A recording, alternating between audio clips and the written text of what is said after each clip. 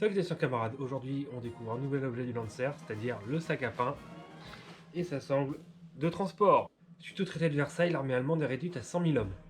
Donc du coup, pour contourner un peu le traité sans pour autant mettre en colère les alliés, la Reichswehr va se moderniser en 1931 avec plein de nouveaux équipements. C'est pour ça que dans les futures vidéos et celle-ci, la plupart des équipements que je vous parlerai sont de modèle 1931.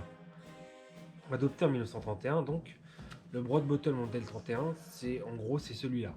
À seule exception que la teinte vert olive interviendra en 1939-40 alors qu'au début c'était en gris vert.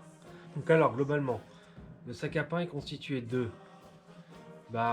des passages de sangle boutonnés pour enlever le... Le chat il apparaît, ouais. Ramène des vues toi. Donc déjà il y avait des passants de sangle boutonnés, comme ça on pouvait l'enlever rapidement. Un crochet pour suspendre le ceinturon. Il y a aussi 2 dés à l'arrière qui servent à la sangle, on va revenir à la sangle un peu plus tard. Et en gros, grosse modification par rapport au modèle de la Première Guerre, c'est que là, on a carrément un dé d'accrochage et un passant en plus pour y fixer la gamelle qui va être adoptée en 1931. Mais ça, on y reviendra quand je parlerai de la gamelle allemande. Et aussi par la disparition de la séparation interne. Il y a aussi, dernière modification, modèle VV1 n'avait qu'un seul passant de ceinturon en cuir. Là, il y en a deux. En 1941-42, il va y avoir une première simplification de sac à pain, c'est-à-dire que là, on garde toujours les boutons, mais sauf que maintenant, c'est du tissu, c'est plus du cuir. Il y aura un modèle aussi développé pour l'Africa Corps, parce que toutes les garnitures que vous voyez ici, qui sont en cuir comme là, etc., vont être passées en toile filet. Après, en 1944, il y aura Et en 1944, dernière simplification apportée, c'est-à-dire qu'on va abandonner les boutonnières pour juste les boucles cousues. Il y aura aussi l'intégration d'une poche pour le kit RG34 à ce niveau-là. Alors le port idéalement, il doit se porter à la hanche droite, au creux des reins à droite, c'est-à-dire à peu près comme ça. Pour ce qui est du port en bandoulière, sur le côté droit. Et cette sangle en bandoulière sert en fait à aider avec des petits crochets qu'il y a là, accrochés. Et servent en fait au soldat quand il est au repos ou aux arrêts.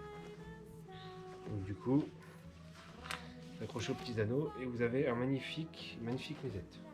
Alors, pour entamer un peu le contenu, déjà, de manière réglementaire, la gamelle s'accroche là, ici à gauche, de façon réglementaire, mais par commodité, les soldats la mettront plutôt à droite. Droite pour moi. Hein.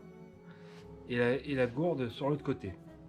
Le contenu aussi, on peut aussi mettre plein de trucs, comme par exemple un réchaud S-Bit.